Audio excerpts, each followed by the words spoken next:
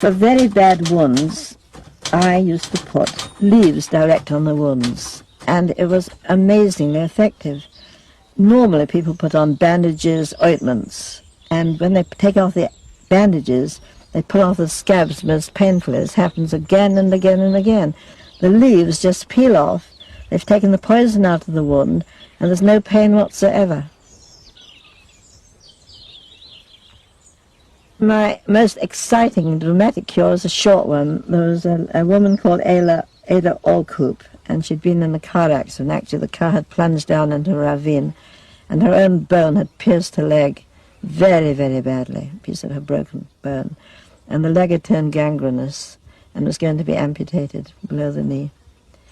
And she'd heard of me, and she knew that I visited an organic farm near Akko in Israel, and she came along and pleaded with me to treat her. Well, gangrene is very serious. But she said to me, don't worry, the doctor said you can't do any worse than it is, that they're going to amputate the leg anyway, and there's no chance that you can help them, but you can play your games with your leaves and flowers and things if you want, and you won't be punished if anything goes wrong, because nothing can go worse than that. So I said, all right, then I'll take it on, because in these gardens here are everything I want in abundance. Huge geranium leaves, huge nasturtium leaves, huge mallow leaves, and that's what we're going to cure you with.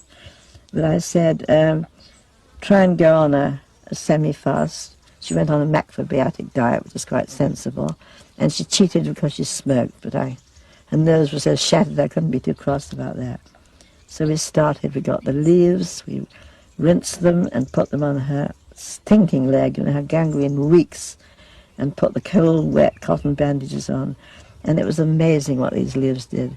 They would turn absolutely black from the filth they were bringing out from her wound.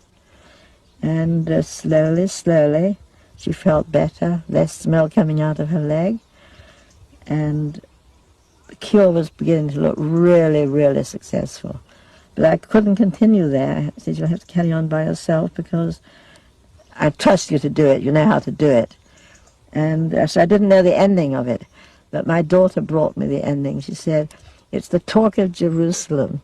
You have cured Ada's leg of gangrene. And that was true.